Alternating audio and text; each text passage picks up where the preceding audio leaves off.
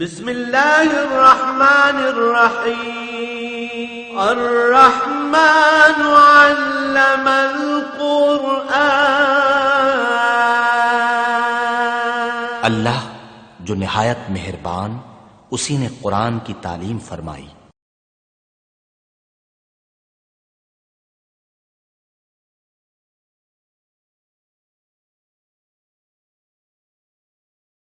الحمد للہ رب العالمین والصلاة والسلام علی حبیبہ محمد وآلہ وصحبہ اجمعین۔ اعوذ باللہ من الشیطان الرجیم، بسم اللہ الرحمن الرحیم۔ وَإِذْ غَدَوْتَ مِنْ أَهْلِكَ تُبَوِّئُ الْمُؤْمِنِينَ مَقَاعِدَ لِلْقِتَالِ وَاللَّهُ سَمِيعٌ عَلِيمٌ۔ اذ ہمت طائفتان منکم ان تفشلا واللہ ولیہما وعلی اللہ فلیتوکل المؤمنون۔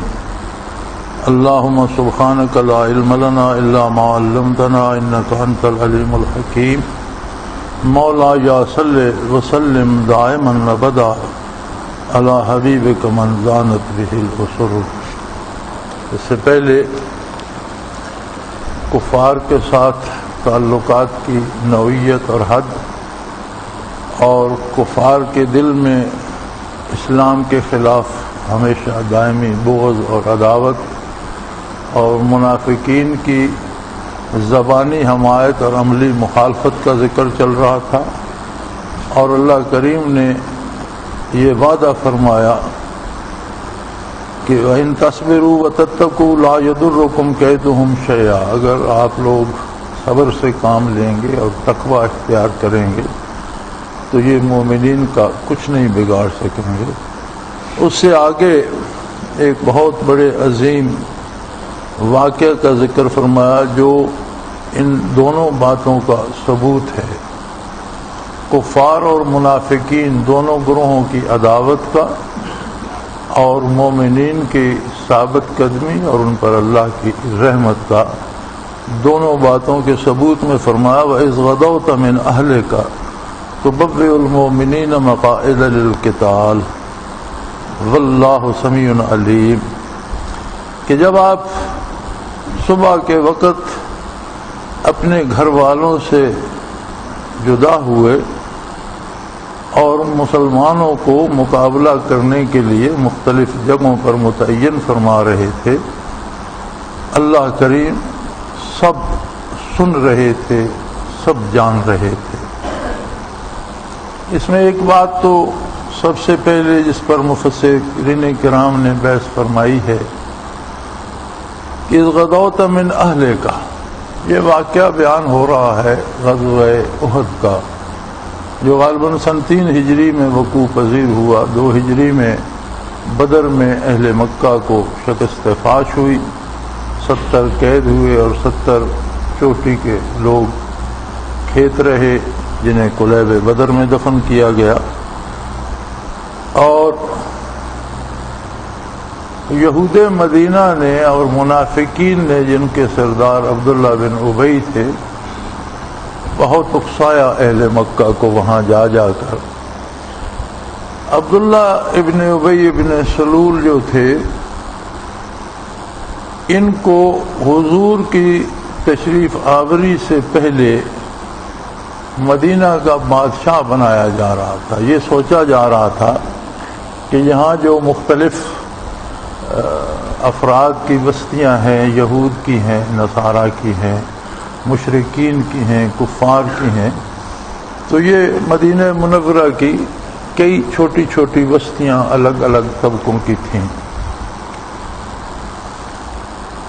تو ان میں ایک اجتماعی قیادت ہونی چاہیے، جس کے لیے عبداللہ ابن ابی کا نام آ رہا تھا اوپر، اور یہ سوچا جا رہا تھا کہ اسے ان تمام بستیوں کا حکمران اور بادشاہ تسلیم کر لیا جائے۔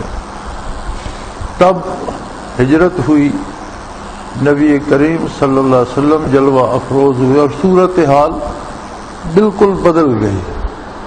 وہ ایک الگ آبادی تھی جسے مدینہ النبی صلی اللہ علیہ وسلم کہا جاتا ہے، اور اس زمانے کی جو آبادی تھی وہ تقریباً آج کل ساری ہی غالباً مسجد نبوی میں آ گئی ہے۔ اس سے پہلے جب مسجد نبوی کی توسیع شروع ہوئی تو 70 کی دہائی کے ابتدائی سالوں میں جب وہاں میں حاضری نصیب ہوئی تو اس وقت مسجد نبوی سے باہر گردا گرد مدینہ منورہ کی بستی تھی، اور وہ پرانے زمانے کی بستی جو تھی اس سے یہ نئی بستی زیادہ پھیلی ہوئی تھی، چونکہ پرانے زمانے میں نبی کریم صلی اللہ علیہ وسلم کے والد ماجد کا انتقال مدینہ منورہ میں ہوا، اور شہر کے باہر بستی کے باہر ساتھ ہی قبرستان تھا جہاں آپ کو دفن کیا گیا۔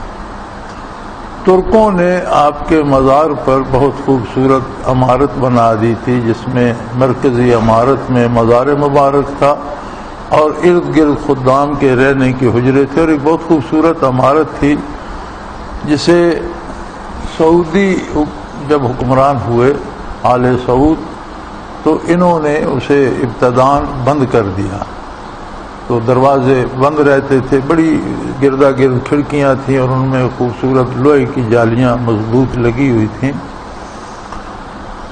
تو لوگوں میں بھی بدعات سرائیت کیے ہوئے ہیں، اور ان میں سے ایک عجیب بدعت جو ابھی تک جاری ہے وہ یہ تھی کہ مشرکین اور کفار جب بتوں پر کوئی نظر یا منت ماننے جاتے یا بتوں سے کوئی دعا مانگنے جاتے یا کوئی اپنی آرزو لے کر جاتے تو کچھ نشانی کے طور پر کوئی ان کے ساتھ دھاگا باندھ دیتا یا کسی ٹہنی کے ساتھ کوئی چھوٹا سا کپڑا لٹکا کہ یہ انہیں ہماری بات یاد رہے گی، بھول نہ جائیں۔ وہ رواج ابھی تک آ رہا ہے، اب بھی یہاں اہل اللہ کی قبور پر دیکھیں تو کہیں کوئی دھاگا بندھا ہے، کہیں کوئی کپڑا لٹک رہا ہے، یہ وہ رسم آ رہی ہے۔ تو یہ رسم وہاں بھی جو حلائے عرب جو تھے اور اہل بدعت جو تھے بیچارے گمراہی میں مبتلا، تو میں نے دیکھا تھا ہم نے کہ اس عمارت میں جو گردا گرد کھڑکیاں تھیں ان کی ہر تقریباً تار کے ساتھ دھاگے بندھے ہوئے تھے، اتنے کثرت سے۔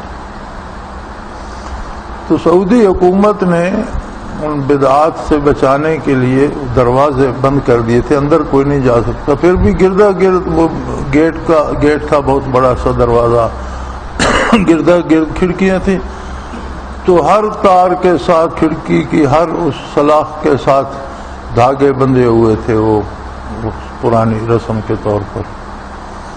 اور پھر 70 کی دہائی کے آخر میں پہلی توسیع کی گئی مسجد نبوی کی، جو اتنی بڑی تھی کہ پہلے عمارت کے گردا گرد بہت سا میدان صاف کر کے وہاں پر سائے سے شیڈ سے بنا دیے گئے، جن پر چھت ڈال دی گئی تھی، اس طرح کرو کی پلاسٹک کی یہ کس قسم کی چھت تھی، پہلے وہ جگہ صاف کی گئی، اور اس میں حضور کے والد ماجد کا جسم مبارک بھی اس قبر سے نکال کر جنت البقیع میں منتقل کیا گیا، اور بعض صحابہ کرام کی قبور وہاں تھی جو وہاں سے نکال کر وہ وجود مبارک بھی جنت البقیع میں منتقل کیے گئے۔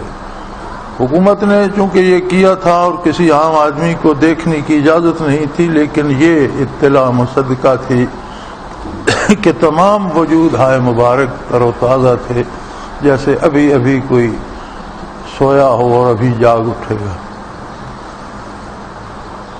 تو جب حضور جلوہ افروز ہوئے اس بستی میں، تو یہ چھوٹی سی بستی تھی، اور یہاں کا سارا نظام، یہاں کی سارے فیصلے، یہاں کی ساری باتیں حضور اکرم صلی اللہ علیہ وسلم کے اتباع میں چلی گئی، اور وہ جو ایک خواب بن رہا تھا عبداللہ ابن ابی، وہ ادھورا رہ گیا، وہ سوال ہی ختم ہو گیا، چونکہ ایک الگ سی حکومت قائم ہونا شروع ہو گئی اور اسلامی ریاست کی بنیاد پڑنی شروع ہو گئی۔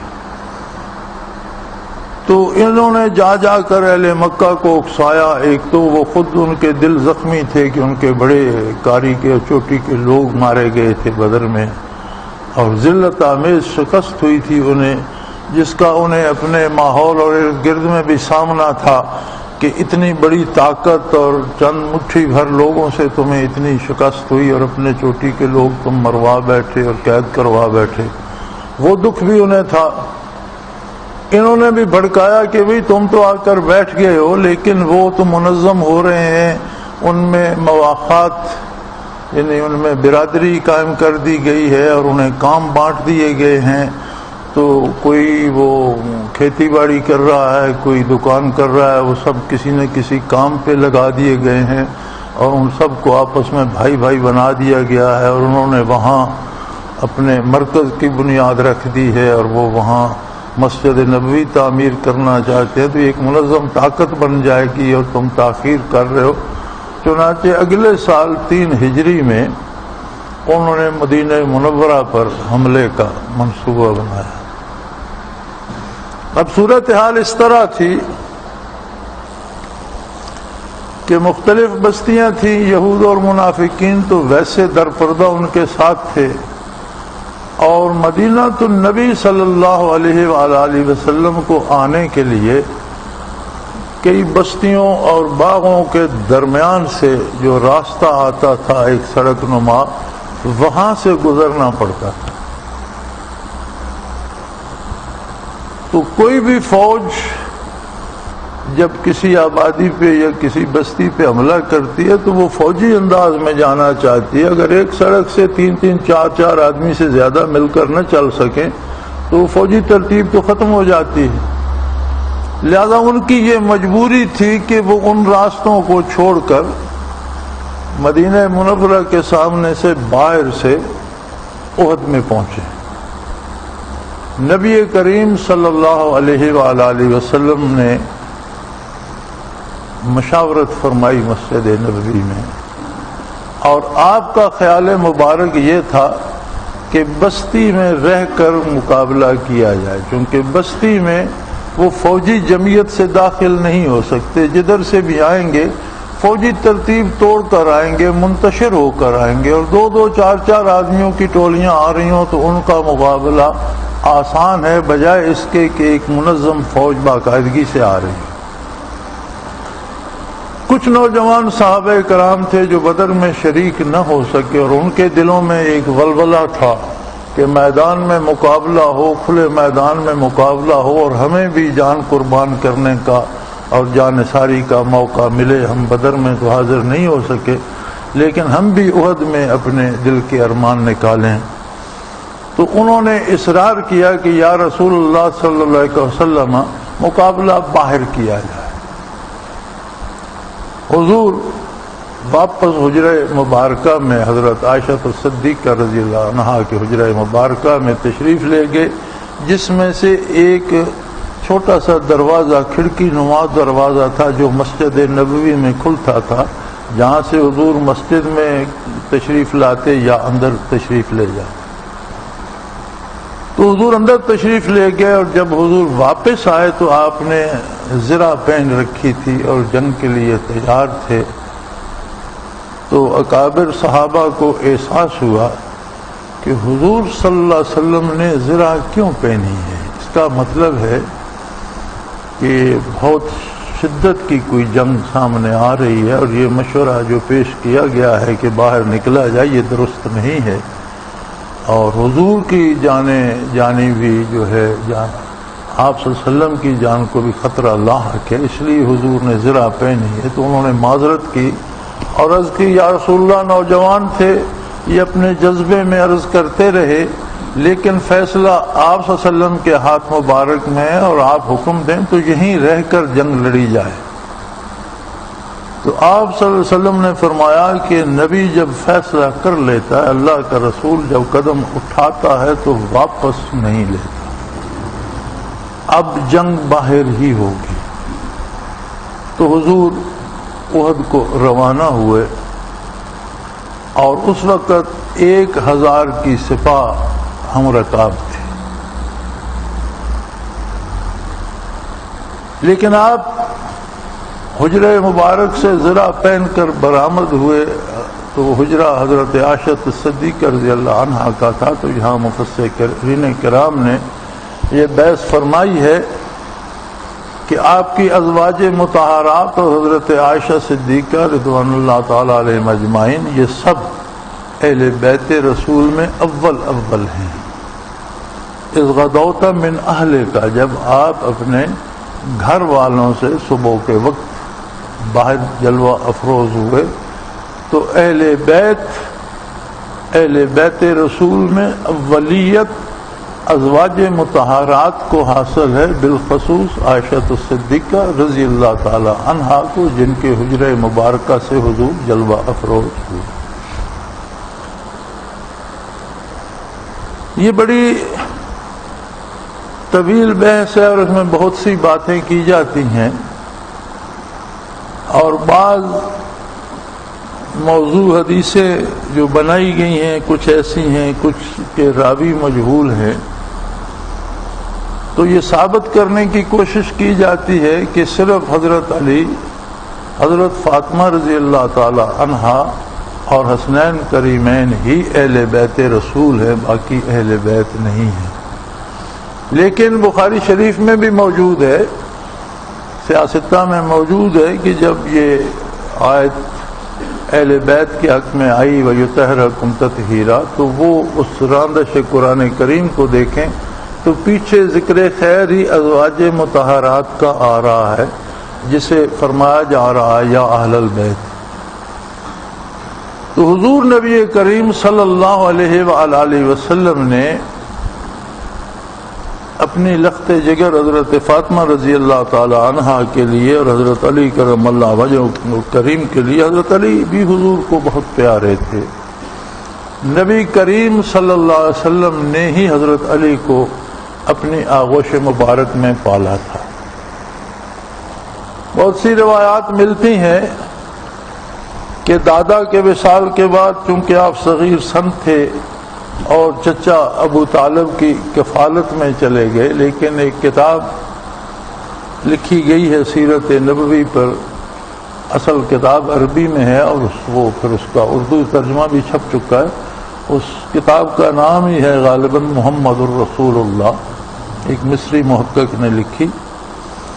اس میں بھی وہ فرماتے ہیں کہ نبی کریم صلی اللہ علیہ وسلم جب اپنے انتہائی لڑکپن میں دادا کے وصال کے بعد حضرت ابو طالب کی کفالت میں، تو حضرت ابو طالب کی ایک ٹانگ میں کچھ خرابی تھی، لنگڑا کر چلتے تھے اور سفر کرنے سے معذور تھے، اور عربوں کی معیشت کا مدار تو ان کے اسفار پہ تھا، وہ تجارتی سفر کرتے تھے، پیسہ کماتے تھے. تو حضرت ابو طالب نسبتاً غریب تھے، معاشی طور پر کمزور تھے. تو حضرت ابو طالب نے نبی کریم صلی اللہ علیہ وسلم کی پرورش نہیں کی، بلکہ اس بچپن میں بھی حضور نبی کریم صلی اللہ علیہ وسلم اجرت پر بکریاں چرایا کرتے تھے، اور وہ اجرت جو ہوتی تھی وہ حضرت ابو طالب وصول کرتے تھے، اور وہ حضور کی کفالت نہیں کرتے تھے بلکہ حضور خاندان کو چلانے میں ان کی مدد فرمایا کرتے. نبی کریم صلی اللہ تعالی علیہ وآلہ وسلم اجرت پر بکریاں چراتے تھے، اور جو اجرت ہوتی تھی وہ حضرت ابو طالب وصول کرتے تھے، اور اس طرح ان کے خاندان کو ایک اچھی خاصی مدد مل جاتی تھی معاشی اعتبار سے. اور جب حضور صلی اللہ علیہ وسلم اس حال میں جوان ہو گئے اور آپ کا نکاح قرار پایا حضرت خدیجہ رضی اللہ عنہا سے، تو حضور صلی اللہ علیہ وسلم نے فرمایا کہ آپ غریب ہیں، خاندان کی کفالت آپ کے لیے بہت مشکل ہے. تو آپ حضرت علی اس وقت ننھے بچے تھے، تو آپ نے فرمایا کہ آپ یہ ایک بچہ کم از کم مجھے دے دیں، اس کی کفالت میں کروں گا تاکہ آپ کا کچھ بوجھ تو کم رہے. چنانچہ حضرت علی کرم اللہ وجہ الکریم کو حضور اپنے ساتھ ہی لے گئے اور اپنے ساتھ ہی رکھا، اور آپ ہی نے ان کی پرورش کی اور آپ ان کو پالا پوسا. جب نزول وحی ہوا اس وقت بھی حضرت علی کی عمر اتنی تھی کہ آپ صرف ایک کرتے میں ایک چھوٹے سے بچے ہوا کرتے تھے، اور آپ کی صحت کا یہ عالم تھا کہ جب حضور نبی کریم صلی اللہ علیہ وسلم نے قریش کو جمع فرمایا اور ان کے سامنے یہ بات رکھی، جب حکم ہوا وانظر عشیرتک الاقربین کہ اپنے خاندان کو اور اپنے قرابت داروں کو جو ہے اللہ کے غضب سے ڈرائیے اور ان سے بات کیجیے، تو آپ نے اپنے سارے خاندان والوں کو جمع کیا اور ان کے سامنے بات رکھی اور سوال یہ اٹھایا کہ اللہ کی وحی مجھ پر آئی ہے، میں اللہ کا نبی ہوں، رسول ہوں، اور میں یہ چاہتا ہوں کہ تم میرے قرابت دار ہو، تم پہلے نور ایمان سے فیض یاب ہو جاؤ، اس سے تم بہرہور ہو جاؤ اور میرے معاون بنو، میرے دست و بازو بنو، اور اسلام کے بنیادی جو ارکان ہیں ان میں خوش نصیبوں میں شامل ہو جاؤ۔ تو آپ نے ساری دعوت ارشاد فرما کر سوال کیا کہ تم میں سے کون میرے ساتھ تعاون کرے، کون میرا ساتھ دے گا؟ تو وہاں سیرت میں مورخین کرام لکھتے ہیں، محدثین کرام لکھتے ہیں کہ حضرت علی رضی اللہ عنہ کے بازو پتلے تھے، ٹانگیں پتلی تھیں اور پیٹ بڑا تھا، جیسے اکثر بچوں کا ہو جاتا ہے، اور آپ نے ایک کرتا پہن رکھا تھا، اور صرف ایک آواز اس مجلس سے آئی اور وہ حضرت علی کی تھی کہ میں آپ کے ساتھ ہوں، جس پر باقی اہل خاندان بڑے ہنس سے انہوں نے کہکا لگایا اور مذاق اڑایا اور بات ماننے سے انکار کر دیا، لیکن اس وقت حضرت علی کی عمر اتنی تھی۔ پھر تب سے لے کر آپ صلی اللہ علیہ وسلم نے اپنے ساتھ ہی رکھا، پھر اپنے لخت جگر کا رشتہ بھی دیا۔ تو حضرت علی کرم اللہ وجہ الکریم کے پاس اپنا گھر نہیں تھا، آپ نے اپنے حجرات مبارکہ سے ایک حجرہ اپنی لخت جگر کو حضرت علی کو بھی عطا کر دیا، جو متصل تھا اس حجرہ مبارکہ کے جو حضرت عائشہ صدیقہ رضی اللہ عنہا کا تھا۔ اور جب یہ روضہ اطہر کو جالی لگائی گئی تو وہ حجرہ مبارک بھی اس جالی کے اندر ہے۔ 70 کی دہائی کے ابتدائی سالوں میں جب وہاں حاضری ہوئی تو اس حجرہ مبارکہ میں کچھ ایک صندوق اور کچھ اور تھوڑی تھوڑی گھر کی اشیاء جو حضرت علی رضی اللہ عنہ کے گھر کی تھیں، یا اگر کچھ لباس یا برتن تھے تو اس صندوق میں بند بھی تھے، وہ جالی سے صاف نظر آتے تھے۔ پھر بعد میں بڑی دفعہ حاضری ہوئی تو وہ چیزیں نظر نہیں آئیں، لیکن ایک دفعہ ضرور ہم نے ان کی زیارت کی تھی، تو وہ ساتھ ہی حجرہ تھا حضرت علی کرم اللہ وجہ الکریم کا۔ تو چونکہ آپ حجرہ مبارک سے نکلتے تو قدم مبارک مسجد نبوی میں پڑتا تھا، تو مسجد میں اس حالت میں بے بندے کے اوپر غسل واجب ہو تو مسجد میں بغیر غسل یا تیمم کے داخل ہونا حرام ہے۔ یعنی آدمی پہ غسل واجب ہو تو جب تک وہ غسل نہ کر لے مسجد میں داخل ہونا حرام ہے۔ تو یہ خصوصی طور پر نبی کریم صلی اللہ علیہ وسلم نے حضرت علی کے لیے اجازت فرمائی تھی کہ کسی بھی وقت بندے کو کسی ضرورت میں نکلنا پڑ جاتا ہے اور مسجد ان کے حجرہ مبارک کے آگے مسجد کا صحن ہے، تو حضرت علی کرم اللہ وجہ الکریم کے لیے یہ خصوصی اجازت دی گئی تھی کہ وہ اس حال میں کہ آپ جنبی ہوں تو بھی مسجد میں سے گزر سکتے ہیں، آ جا سکتے ہیں۔ تو خیر اللہ کا کرم ہے اور اللہ کے رسول کی باتیں ہیں، اس طرح کے واقعات اور بھی ملتے ہیں۔ مثلا ایک صحابی حاضر ہوئے بارگاہ رسالت میں اور انہوں نے کہا یا رسول اللہ میں نے روزے کی حالت میں بیوی سے صحبت کر لی، تو اب میں اس پہ پشیمان ہوں، انی وقعت علی امراتی فی رمضان، میں نے روزے کی حالت میں بیوی سے صحبت کر لی۔ تو آپ صلی اللہ علیہ وسلم نے فرمایا پھر اس کا کفارہ 60 روزے رکھو۔ اس نے کہا یا رسول اللہ جو 30 فرض تھے وہ تو پورے کر نہیں سکا، ان میں سے بھی ایک توڑ بیٹھا، تو 60 کون رکھے گا؟ 30 کا مہینہ یا 29 کا تھا، 1 مہینے کے روزے فرض تھے، تو ان میں سے بھی ایک تو مجھ سے ٹوٹ گیا، میں ایسا کم ہمت ہوں، تو 60 کہاں سے رکھوں گا؟ آپ نے فرمایا پھر 60 مسکینوں کو کھانا کھلانا۔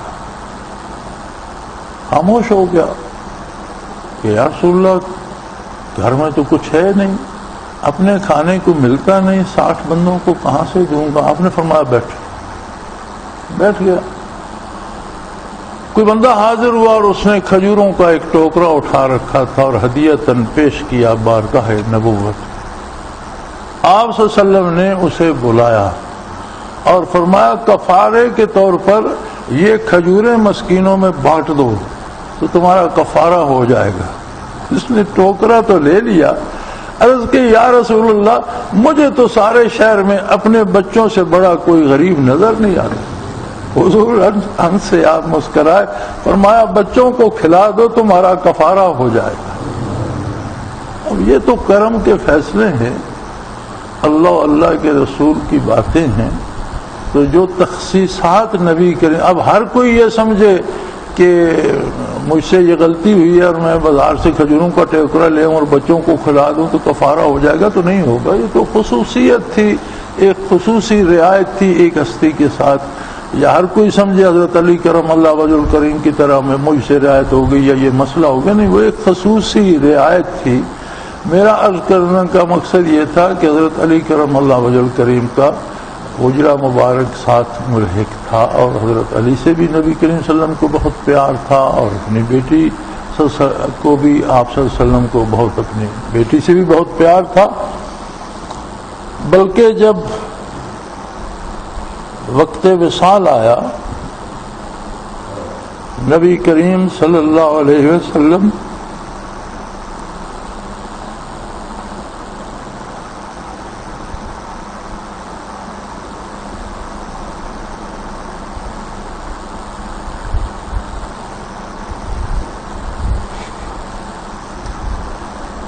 حضرت عائشہ رضی اللہ تعالی عنہا کی گود مبارک میں لیٹے ہوئے تھے اور ان کے سینے اطہر کے ساتھ آپ کا سر مبارک تھا، تو گلی سے کسی نے دروازے باہر سے گلی سے اجازت کسی نے طلب کی کہ یا رسول اللہ میں اندر حاضر ہو سکتا ہوں؟ حضرت فاطمہ رضی اللہ عنہا جلوہ افروز تھی پاس ہی، تو انہوں نے غصے سے تھوڑا سا ناراضگی سے فرمایا کہ کون ہو تم، تمہیں یہ احساس نہیں ہے کہ حضور کی طبیعت مبارک بہت ناساز ہے اور تم باہر سے پکار رہے ہو؟ حالانکہ باہر سے آواز دینا سورہ حجرات میں نازل ہو چکا تھا کہ حرام ہے، منع ہے، باہر سے آواز نہ دی جائے، اور پھر تم گلی سے پکار رہے ہو، تو حضور نے منع فرمایا بیٹا یہ تیرے باپ کا دروازہ ہے جس پر وہ اجازت کا طالب ہے، ورنہ یہ اجازت نہیں لیا کرتا۔ تو انہوں نے پوچھا کہ یا رسول اللہ یہ کون ہے؟ فرمایا ملک الموت۔ تو بہت آزردہ ہوں، آنکھیں آنسوؤں سے بھر گئی۔ تو آپ صلی اللہ علیہ وسلم نے حضرت فاطمہ کو قریب کر کے ان کے کان میں کچھ ارشاد فرمایا اور وہ کھلکھلا کر ہنس پڑی۔ وصال نبوی کے بعد کسی نے پوچھا کہ کمال ہے، حضور کے وصال کا وقت تھا اور آپ اتنی رنجیدہ تھیں، تو آپ صلی اللہ علیہ وسلم نے کیا بات ارشاد فرمائی آپ کے کان میں کہ آپ ہنس پڑیں؟ تو اس وقت انہوں نے بتایا کہ حضور نے میرے کان میں فرمایا تھا کہ میرے سارے خاندان سے سب سے پہلے تم میرے پاس برزخ میں آؤ گی، تو مجھے خوشی ہوئی۔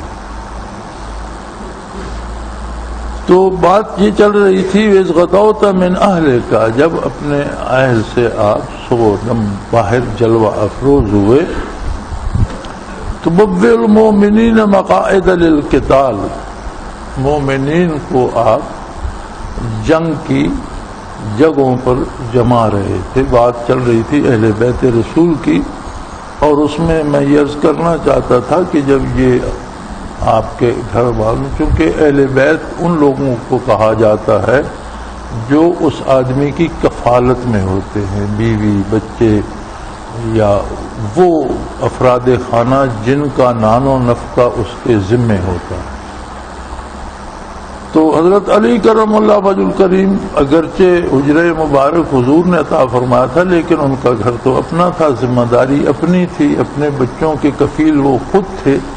لہذا جب یہ آیہ مبارکہ نازل ہوئی تو حضرت علی کو، حضرت فاطمہ رضی اللہ تعالی عنہا کو، حسنین کریمان کو حضور صلی اللہ علیہ وسلم نے طلب فرمایا اور اپنی چادر مبارک میں ان چاروں کو لے کر آپ نے دعا فرمائی، اللہم ہؤلاء اہل بیتی، یا اللہ یہ بھی میرے اہل بیت ہیں۔ چونکہ وہ الگ خاندان تھا، اس کی کفالت حضرت علی کے ذمہ تھی، تو حضور نے اپنی دعا سے انہیں اس سعادت میں شریک فرمایا، لیطہرکم تطہیرا کی جو نازل ہوئی تھی آیہ تطہیر، کہ اے اللہ میرے ان بچوں کو بھی میرے اہل بیت میں شامل فرما۔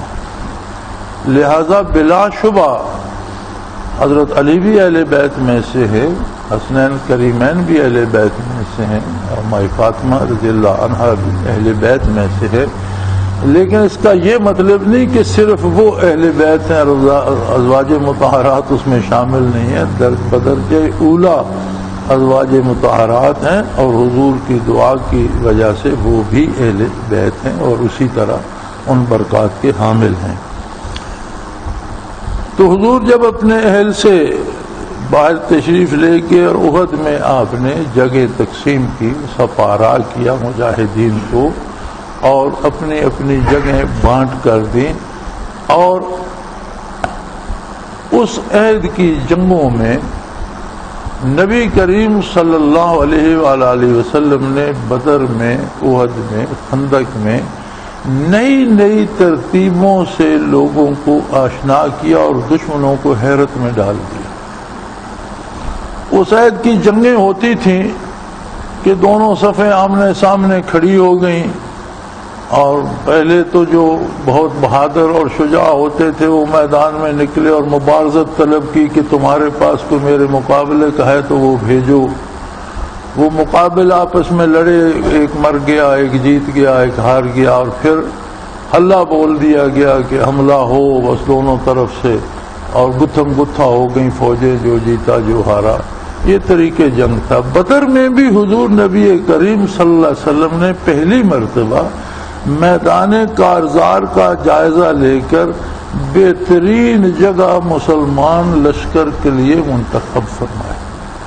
سب سے ضروری پانی تھا، پانی کے چشمے پر حضور نے قبضہ فرمایا۔ میدان جہاں کفار کو ترائی میں اترائی کی طرف رہنا پڑتا تھا اور مسلمانوں کی طرف چڑھائی شروع ہو جاتی تھی، ایسا آپ نے ایسی جگہ کا انتخاب فرمایا کہ جہاں مسلمان آسانی سے تیر بھی برسا سکے، نیزہ بھی پھینک سکے، تلوار بھی چلا سکیں، اور دشمن جو ہے وہ اس حال میں بظاہر زمین کے اعتبار سے بھی کمزور طرف ہو۔ اور احد میں بھی نبی کریم صلی اللہ علیہ وسلم نے اچھی جگہ پر قبضہ فرما کر احد پہاڑ کو پشت پہ رکھ لیا کہ لشکر کی پشت محفوظ ہو جائے، اور پھر لشکر کو اس طرح سے ترتیب دیا کہ دشمنوں کو حیرت زدہ کر دیا۔ یہی بات خندق میں ہوئی کہ نبی کریم صلی اللہ علیہ وسلم نے جب جزیرہ نما عرب کے سارے مشرکین چڑھ دوڑے تو آپ نے بہت لمبی خندق، جہاں سے شہر پر حلہ بولا جا سکتا تھا، کیونکہ دوسرے راستے جیسے میں پہلے عرض کر چکا تھا کہ لشکروں کے گزرنے کے نہیں تھے، لشکروں کو بے ترتیب ہو کر دو دو چار چار کی ٹولیوں میں گزرنا پڑتا تھا۔ تو جو سمت خالی تھی ادھر آپ نے بہت لمبی خندق مبارک خندق کھدوا دی، جس میں سوار کود نہیں سکتا تھا، پھلانگ نہیں سکتا تھا، اور ایک طرف کفار رہ گئے، دوسری طرف مسلمان۔ تو اس نے بھی انہیں حیرت زدہ کر دیا کہ پہلے کسی جنگ میں آدمی کی بنائی ہوئی ایسی رکاوٹ، اسے فوجی اصطلاح میں مین میڈ ہرڈل کہتے ہیں، ایسی رکاوٹ جو انسانی ہاتھوں سے بنائی جائے، تو یہ بھی بالکل ایک نئی بات تھی۔ اس میں اکثر مورخین نے اور محدثین نے تو یہ نقل کیا ہے کہ حضرت سلمان فارسی رضی اللہ تعالی عنہ نے مشورہ دیا تھا، لیکن تاریخی اعتبار سے فارس میں بھی خندقیں نہیں کھودی جاتی۔ دنیا میں اس وقت اس زمانے میں جو خندقیں تھیں وہ صرف قلعے کے گرد گرد ہوتی تھیں، جہاں کوئی قلعے ہوتے تھے اس کے ارد گرد وہ خندق بنا کر اسے پانی سے بھر دیتے تھے، اور قلعے کا دروازہ ایک پل کی طرح اوپر سے نیچے کھلتا تھا، اندر چرخیاں لگی ہوتی تھی، جب کھولنا ہوتا تھا تو اندر سے وہ چرخیاں گھماتے، بڑی بڑی زنجیریں پڑی ہوتی تھی، دروازہ اوپر سے نیچے آتے آتے خندق کے اوپر پل کی طرح آ جایا کرتا تھا، اور جب بند کرنا ہوتا تو وہ چرخیاں الٹی پھیرتے تو اٹھتا اٹھتا آگے سے دروازہ بند ہو جاتا اور پل بھی ختم ہو جائے۔ یہ چیزیں تو اس وقت متعارف تھیں، لیکن شہر کے گرد خندق دنیا میں کہیں بھی متعارف نہیں تھی۔ مفسرین کرام نے لکھا ہے کہ اللہ کریم نے بذریعہ وہی نبی کریم صلی اللہ علیہ وسلم کو تعلیم دی، اور یہ آپ کا ارشاد تھا، آپ کی ایجاد تھی، اللہ کی دی ہوئی تعلیمات میں سے تھی۔ تو فن حرب میں ہمارے ہاں بہت سی باتیں آ گئی ہیں، اور ہم یہ سمجھتے ہیں کہ توکل یہ ہے کہ اندھا دھند کرو، کچھ نہیں، اسباب اور وسائل اختیار نہ کرو اور اندھا دھند میدان میں نکل کر ٹکرا جاؤ، یہ توکل ہے۔ توکل یہ نہیں ہے۔ توکل یہ ہے کہ بہترین اسباب مہیا کرو جو تمہارے بس میں ہے، جو بس میں نہیں وہ تو نہیں کر سکتے۔ اچھے لوگوں کو، صحت مند لوگوں کو اور لڑائی کے فن سے ماہر لوگوں کو چنو، ان سے فوج بناؤ، انہیں فوجی میدان میں بہترین جگہ تلاش کرو، ان کی ترتیب بہترین طریقے سے کرو، جو ہتھیار مہیا ہو سکتے ہیں انہیں بہترین ہتھیار دو، اور پھر اللہ پر بھروسہ۔ یعنی نبی کریم صلی اللہ علیہ وسلم کا عمل مبارک بھی اسی چیز پہ دلالت کرتا ہے کہ آپ صلی اللہ علیہ وسلم نے سارے اسباب مہیا فرمائے۔ آپ نے بدر کے لیے بھی مجاہدین کا انتخاب فرمایا، باقاعدہ احد کے لیے بھی لوگوں کو منتخب فرمایا، پھر میدان میں پہنچ کر لڑائی کے مقامات کے لیے بھی پھر لوگوں کو منتخب کیا کہ کہاں زیادہ دباؤ آئے گا، کہاں زیادہ طاقتور، زیادہ صحت مند لوگوں کو رکھا جائے، کہاں دباؤ کم ہوگا وہاں نسبتاً جو بوڑھے یا ضعیف یا کمزور ہیں ان لوگوں کو رکھا جائے۔ تو احد پہاڑ کو پشت پر لے کر نبی کریم صلی اللہ علیہ وسلم نے اپنا لشکر ترتیب دیا اور لوگوں کو ان کی اپنی اپنی جگہوں پر کھڑا کیا۔ تو تبوئ المؤمنین مقاعد للقتال، جب آپ مسلمانوں کو مقاتلہ کرنے کے لیے، جنگ کرنے کے لیے مختلف جگہوں پر جما رہے تھے، کھڑا کر رہے۔ اب اس میں ایک خطرہ تھا کہ احد کے پیچھے ایک وادی سی چھوٹی سی بنتی ہے، ایک درہ سا، تو ہو سکتا ہے کہ کفار کی کوئی ٹولی، چونکہ ان کے پاس سپاہ زیادہ ہے، تو ان کا کوئی دستہ سواروں کا اس درے سے آ کر پیچھے سے مسلمانوں پہ حملہ کر دے۔ تو حضور صلی اللہ علیہ وسلم نے 50 مجاہدین کا ایک دستہ حضرت مصعب بن عمیر رضی اللہ تعالی عنہ کی قیادت میں وہاں مقرر فرما دیا کہ جنگ کا کوئی انجام بھی ہو، تمہیں وہاں سے نظر آئے کہ ہم پر زیادہ دباؤ آ رہا ہے یا ہم غالب آ رہے ہیں، اس سے تمہیں سروکار نہیں، تا حکم ثانی تمہیں اس درے پر جم کر رہنا ہے، تمہاری ذمہ داری اس راستے کی حفاظت ہے۔ اور اس سے پہلے جب حضور باہر تشریف لے گئے تو شہر سے باہر تک تو ابن ابی ساتھ آیا۔ اب 1000 کی جو فوج حضور صلی اللہ علیہ وسلم کے ساتھ تھی اس میں 300 لوگ وہ تھے جو ابن ابی کے ساتھی تھے۔ جب شہر سے باہر نکلے تو اس نے کہا کہ اگر یہ جنگ ہوتی تو ہم آپ کا ساتھ دیتے، لیکن جو کچھ آپ کرنے جا رہے ہیں یہ جنگ نہیں، یہ تو خودکشی ہے، کہ بہت لشکر جرار 3000 کی سپاہ لے کر اہل مکہ جلے بھنے اور اپنے دکھوں کے بھرے ہوئے اور بدلے کے اس غضب میں آ رہے ہیں. ان کے 70 آدمی قتل ہو گئے. اس تڑپ میں وہ آ رہے ہیں اور ہمارا مشورہ نہیں مانا گیا. شہر میں رہ کر آپ لڑتے تو ہم ساتھ دیتے، لیکن ہم اس خودکشی میں آپ کا ساتھ نہیں دے سکتے. چنانچہ وہ 300 بندے لے کر شہر سے باہر آ کر الگ ہو گیا. اور نہ صرف خود الگ ہوا بلکہ اس نے دوسرے لوگوں کو بھی شور کرنا شروع کر دیا کہ لوگوں کیوں خودکشی کر رہے ہو، کیوں موت کے منہ میں جا رہے ہو. یہ جنگ نہیں ہے، یہ خودکشی ہے. جنگ ہوتی تو ہم تم سے کمزور نہیں تھے، ہم بزدل نہیں تھے، ہم فن حرب میں تم سے کمزور نہیں تھے، ہم بھی یہ سارا کچھ کر سکتے تھے، لیکن خودکشی میں ہم ساتھ نہیں دے سکتے. تم بھی پیچھے آ جاؤ، جس کا ذکر اس آیہ کریمہ میں اذ ہمت طائفتان منکم ان تفشلا. انصار کے 2 قبیلوں کو یہ خیال گزرا کہ بات تو یہ بھی ٹھیک کہتا ہے. انہوں نے بھی عرض کرنے کی کوشش کی کہ یا رسول اللہ یہ جیسا بھی ہے آپ اس کی بات پہ توجہ فرمائیے، بات تو یہ ٹھیک کہتا ہے. تو اللہ کریم فرماتے ہیں کہ یہ ان کے دل میں خیال گزرا کہ ہمت ہار دیں.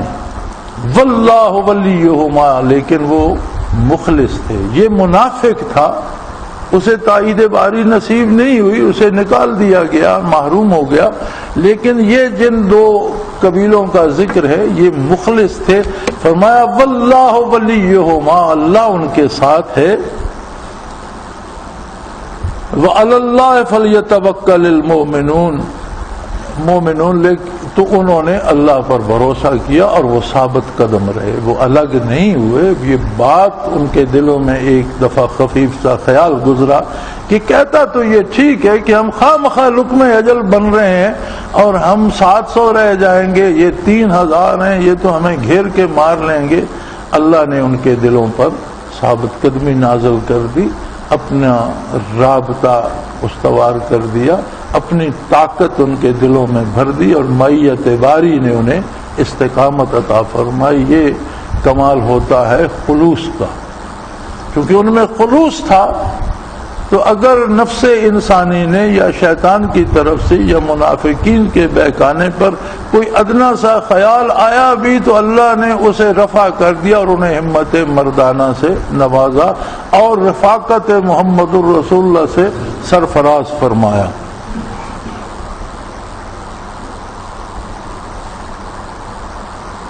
وقت بھی ختم ہو رہا ہے، لیکن چند جملے اگر کہہ دی جائے تو کم از کم یہ آیت کریمہ ختم ہو جائے، پھر اگلا سبق آگے چلیں گے. تو احد میں ایسی ترتیب حضور نے دی تھی کہ پہلے حلے میں کفار مکہ کو شکست ہوئی. پہلے مقابلے میں اس ترتیب کی تاب نہ لا سکے، چونکہ ان کی صرف صفیں بنی ہوئی تھیں، ایک لشکر تھا اور اس میں سوار اور پیادہ تھے اور لشکر نے حلہ بول دیا. اب جب انہوں نے حلہ بولا تو آگے جو لوگ کھڑے تھے، جہاں زیادہ بوجھ پڑنا تھا وہاں زیادہ طاقتور اور زیادہ ماہر لوگ تھے، جہاں کم بوجھ تھا وہاں نسبتاً کم صحت کے اعتبار سے اس سے کم لوگ تھے. تو پہلے مقابلے میں ہی اہل مکہ کو شکست ہو گئی اور انہیں بھاگنا پڑا. حالانکہ وہ خواتین کو ساتھ لائے تھے کہ وہ جنگ میں سپاہیوں کا حوصلہ بڑھائیں گی، اور وہ پیچھے دف بجا بجا کر گا رہی تھی نخن و بنات الطارے کی، نمشی النمارے کی، ان تقبلوا نغانے کی، ان تدبروا نفارے کی.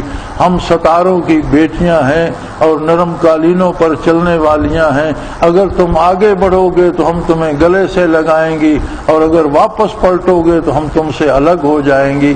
یہ 2 شعروں کا مفہوم ہے. اس طرح کے نغمے گا رہی تھیں اور دف بجا رہی تھیں. تو جب پہلا حملہ ہی مشرکین مکہ نے جل بھن کر کیا تو ایک تو یہ غصے میں تھے، اور جنگ کا بنیادی اصول یہ ہے کہ اس میں غصہ نہ ہو. غصے میں عقل ماری جاتی ہے، سمجھ معاف ہو جاتی ہے. جب جنگ کرنی ہے تو پھر غصے سے نہیں، پھر تدبر سے کی جائے. پھر دوسرا ان کی ترتیب سوار پیادہ کی اور صفیں بنانے کی تو تھی، لیکن یہ نہیں تھی کہ کہاں زیادہ دباؤ پڑے اور زیادہ تکڑے لوگ ہوں اور کہاں کم دباؤ ہوگا، بلکہ وہ اس طرح پڑا باندھ کر ٹوٹ پڑے، اور جب آگے آئے تو مقابلہ ایسا سخت پڑا جو ان کی توقع کے خلاف تھا۔ چنانچہ قتال کے بعد انہیں بھاگتے بن پڑی، اور لکھتے ہیں مفسرین کرام اس طرح بھاگے کہ جب لشکر بھاگا تو پیچھے جو خواتین دف بجا رہی تھی وہ وہاں سے پیچھے بھاگیں، اور اس زور سے بھاگیں کہ ان کی پنڈلیاں ننگی نظر آ رہی تھیں۔ جب آدمی تیز بھاگتا ہے تو چادر لپیٹی ہوئی ہو، شلوار نہ ہو تو چادریں تو اٹھ جاتی ہیں، تو فرماتے ہیں کہ ان عورتوں کی پنڈلیاں نظر آ رہی تھیں، اس طرح بھاگ رہی تھیں، اور سپاہ بھی بھاگ رہی تھی۔ اور جب یہ حادثہ ہوا کہ وہ لشکر بھاگ اٹھا تو جو 50 مجاہد درے پہ مقرر تھے وہ کہنے لگے کہ جنگ تو ختم ہو گئی، شکست ہو گئی اہل مکہ کو، وہ بھاگ رہے ہیں تو ہم بھی ان کے تعاقب میں شامل ہو جائیں، اب ادھر کی ضرورت نہیں، وہ تو ادھر بھاگ رہے ہیں۔ حضرت مصعب بن عمیر نے جو امیر تھے انہوں نے منع فرمایا کہ ہمارے لیے حکم یہ ہے کہ تا حکم ثانی تم وہاں رہو، اور حضور نے واضح فرما دیا تھا کہ جنگ میں تمہیں فتح نظر آئے یا شکست نظر آئے، تمہارا کام وہاں اس درے کی حفاظت ہے، یہ اللہ کے ذمے ہے، ہم جانے ہمارا کام جانے، لہذا یہاں سے نہیں ہٹنا چاہیے۔ مگر اکثریت اس جوش جہاد میں، جیسے پہلے مشورے میں سب نے جوش دکھایا تھا کہ میدان میں جانا چاہیے، جوش جہاد میں وہاں سے اترا، جہاں بہت سے مفسرین کرام نے اور علماء جدید نے بڑے زور سے یہ بات لکھی ہے کہ وہ مال غنیمت کا لوٹنے کے لالچ میں آ گئے۔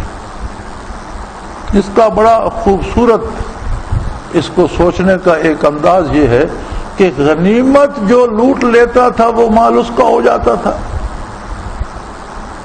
نہیں، جتنا مال غنیمت لوٹا جاتا تھا، جو شکست خوردہ لشکر چھوڑ جاتا تھا یا جو مارے جاتے تھے ان کا اسلحہ، زرہ، گھوڑا یا ان کے تاج، یہ وہ، تو وہ سارا مال ایک جگہ جمع ہوتا تھا۔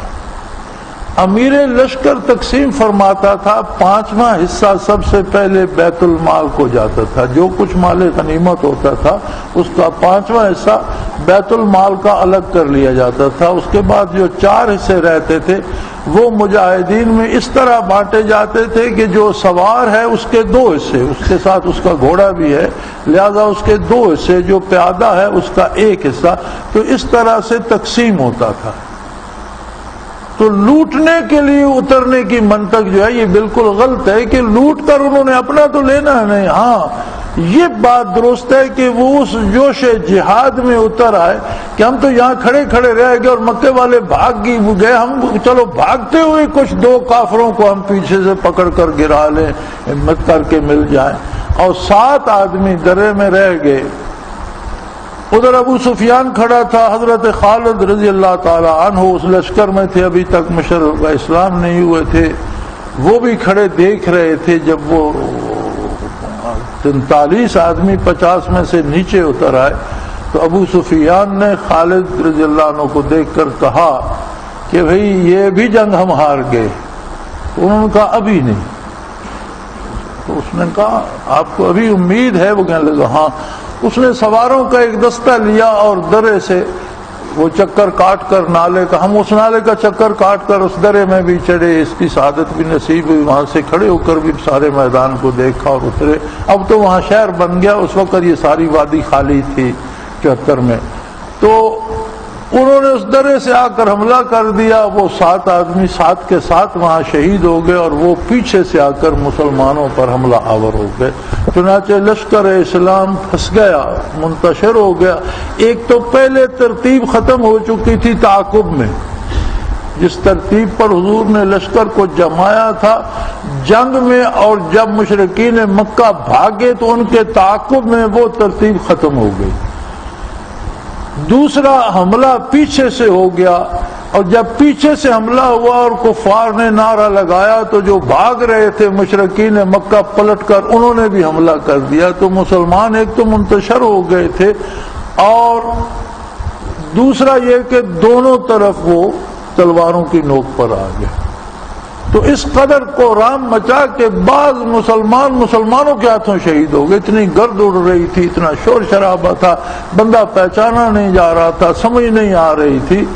تو سیدنا ابو بکر صدیق رضی اللہ تعالی عنہ اور 10-12 اور اکابر صحابہ کرام نبی کریم صلی اللہ علیہ وسلم کے ساتھ رہ گئے.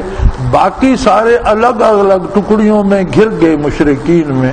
اور بعض پھر شیطان نے ایک نعرہ لگایا اور نبی کریم صلی اللہ علیہ وسلم کو جب پتھر لگا رخ انور پر، دندان مبارک شہید ہوئے، تو اس نے نعرہ لگا ان محمدن قد قتل. یہ نعرہ ابلیس کی طرف سے تھا کہ حضرت محمد صلی اللہ علیہ وسلم شہید ہو گئے. اب یہ نعرہ جب گونجا تو ہر مشرک کی زبان پر آ گیا اور سب مکے والے چلانے لگے. تو مسلمانوں پر دو طرح کی کیفیت وارد ہوئی. کچھ تو سن ہو گئے اس صدمے سے کہ حضور ہی نہیں رہے تو ہم کس لیے لڑیں، کس کے لیے لڑیں. تو اس طرح وہ مشرکین کے ہاتھوں شہید ہو گئے. اور دوسروں پر اس کا دوسرا اثر ہو، اور انہوں نے کہا جب حضور شہید ہو گئے تو ہم زندہ بچ کر کیا کریں، ہم بھی شہید ہوں گے. وہ اور بے جگری سے لڑے. لیکن میدان بہرحال مسلمانوں کے ہاتھ رہا. پھر حضور صلی اللہ علیہ وسلم کے صحابہ اکرام نے نعرہ لگایا کہ نبی کریم سلامت ہیں اور یہاں جلوہ افروز ہیں، مسلمانوں یہاں جمع ہو جاؤ. تو لڑتے بھڑتے سارے حضور کے گرد آ گئے اور پھر اس بے جگری سے لڑے کہ اہل مکہ کو پھر بھاگنا پڑا. اور اس حال میں مقام روحا تک جو چند کلومیٹر ہے مقام احد سے صحابہ کرام نے تعاقب کیا اہل مکہ کا، اس حال میں کہ زخمی تھے، دو آدمی زخمی تھے. تو یہ کہتا مجھے سہارا دو، وہ اسے سہارا دیتا تو کچھ دور اس کے سہارے پر وہ، تو پھر کہتا اب تم مجھے سہارا دو میں تھک گیا ہوں، چونکہ وہ بھی زخمی ہوتا تھا. تو اس کے کندھے پہ اپنا ہاتھ رکھ کے بوجھ ڈالتا اور وہ اسے سہارا دیتا. تو اس حال میں مقام روحات تک مشرکین کے لشکر کو بھگا کر لے گئے اور پھر واپس احد میں تشریف لائے. نبی کریم صلی اللہ علیہ وسلم نے وہیں قیام فرمایا، 2 روز مزید قیام فرمایا. شہداء کے جنازے ہوئے، شہداء کو دفن کیا گیا اور اس سے فارغ ہو کر حضور واپس تشریف لائے. اس کے باوجود دانشوروں نے یہ لکھا ہے کہ احد میں مسلمانوں کو شکست ہوئی. مجھے نہیں سمجھ آتی کہ کس طریقے سے اور کس دانش سے اسے شکست ثابت کرتے ہیں. دیکھیں جنگ میں وہ کہتے ہیں آبجیکٹ کہ اس کا مقصد کیا ہے، اس نے اپنا مقصد حاصل کیا، اپنا آبجیکٹ حاصل کیا. آبجیکٹ کیا تھا اہل مکہ کا؟ مدینہ منورہ کی تباہی یا نبی کریم صلی اللہ علیہ وسلم اور صحابہ کرام کا قتل.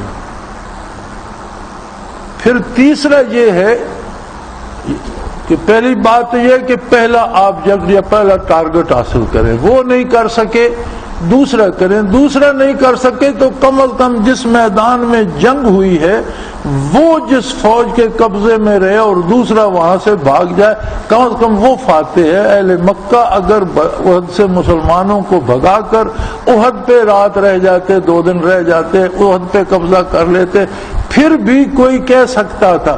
تو جب انہیں میدان چھوڑ کر بھاگنا پڑا، نہ شہر کو تباہ کرنا تھا، شہر تک پہنچ ہی نہ سکے. اکابر صحابہ کو نبی کریم صلی اللہ علیہ وسلم کو گزند پہنچانا چاہتے تھے، اس سے بھی محروم رہے اور میدان جنگ سے بھی اپنا سامان حرب و ضرب اور اپنے مردے تک چھوڑ کر بھاگ گئے اور روحا تک بھاگتے چلے گئے اور مجاہدین پیچھے سے انہیں مارتے چلے گئے. تو کس طرح سے مسلمانوں کو شکست ہوئی؟ کس دل گردے سے یہ لکھتے ہیں کہ میری سمجھ میں نہیں آتا کہ کس حوصلے سے یہ لکھتے ہیں جو لکھتے ہیں کہ مسلمانوں کو شکست ہوئی. شکست بہرحال کفار کو ہوئی، اس لیے کہ اللہ کا وعدہ تھا لا یضرکم کیدہم شیئا، ان کے مکر تمہارا کچھ نہیں بگاڑ سکیں گے. اور خود نبی کریم صلی اللہ علیہ وسلم جلوہ افروز تھے تو فتح مسلمانوں کو ہوئی.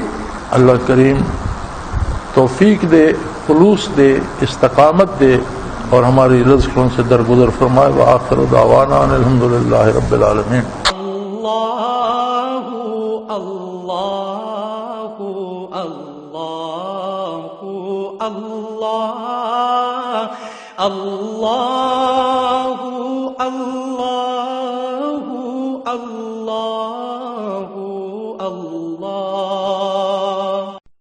حضرت امیر محمد اکرم آوان مد ذلہ العالی دارالعرفان منارہ ضلع چکوال میں سالہ سال سے قرآن و حدیث کے اوپر خطابات کر رہے ہیں اور سلسلہ نقشبندیہ اویسیہ کے مطابق لوگوں کو ذکر الہی کی تربیت دے رہے ہیں۔